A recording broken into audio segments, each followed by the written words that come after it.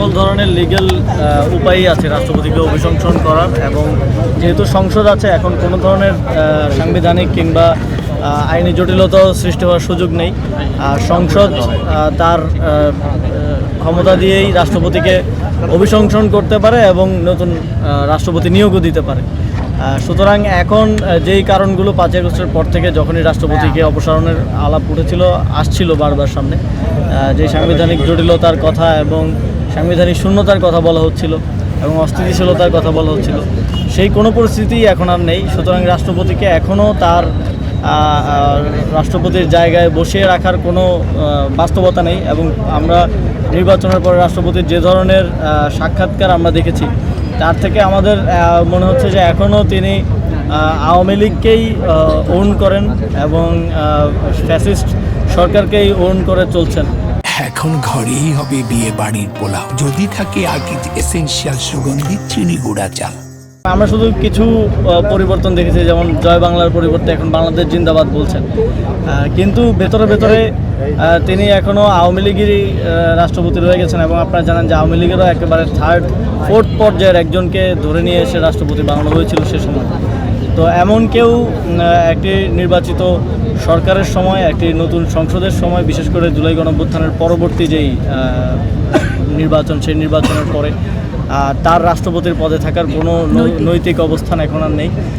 এবং এখন সকল ধরনের লিগ্যাল সুযোগ আছে তাকে অপসারণ করার, অভিশংসন করার, এবং সংসদ সদস্যদের তাদের এই ক্ষমতার এখন প্রয়োগ করার আমি মনে করি যে উত্তম সময়। যেহেতু স্পিকার এবং ডেপুটি স্পিকার আজকে নির্বাচিত হওয়ার কথা রয়েছে, ডেপুটি স্পিকার বিরোধী দলের পক্ষে বা তাদের মধ্য থেকেই একজন ডেপুটি স্পিকার নির্ধারিত হবেন এমনকি শোনা যাচ্ছে। সেক্ষেত্রে আসলে বিরোধী দল কি রাষ্ট্রপতির অধীনে সেই তাদের যেই শপথটা, সেই শপথটা নেবেন?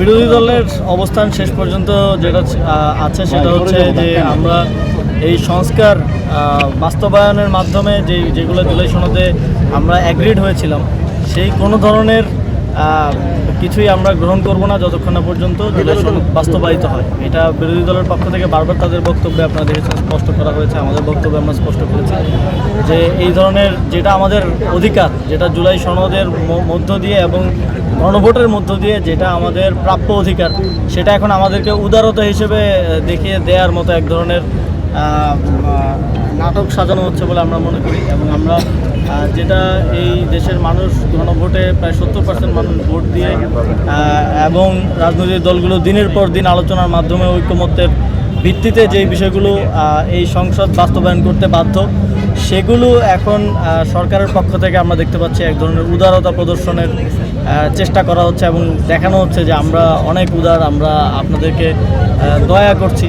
আমরা মনে করি যে এগুলা বিরোধী দল এবং বাংলাদেশের জনগণের অধিকার হিসেবে বাস্তবায়িত হওয়া উচিত, এবং বাস্তবায়নের পরে এই বিষয়গুলো গ্রহণের ক্ষেত্রে বিরোধী দল করবে। এখানে এক ধরনের স্ববিরোধী অবস্থান আমরা সরকারের দেখি। সরকার বলছে যে আগে এই যে আদেশ এবং সংস্কার পরিষদের যেই শপথের বিষয়, সেটা আগে সংবিধানে আনতে হবে, তারপরে তারা শপথ নিতে পারেন। তো সংবিধানে না এনে আপনারা তাহলে ডেপুটি স্পিকার কীভাবে দিচ্ছেন? তো এখানে আসলে এটা একটা আন্ডারস্ট্যান্ডিংয়ের মধ্য দিয়ে সব কিছুই সম্ভব। এবং যেহেতু গণভোট হয়েছে এবং গণভোটে জনগণের জন্যই তো এই সংবিধান, এবং জনগণ সকল ক্ষমতার উৎস, এবং জনগণের রায় সংবিধানেরও উপরে। এবং আমরা মনে করি যে এখন সেটা সরাসরি সংস্কার বাস্তবায়নের মাধ্যমে হলেই কেবলমাত্র বিরোধী দল সেটা গ্রহণ করবে।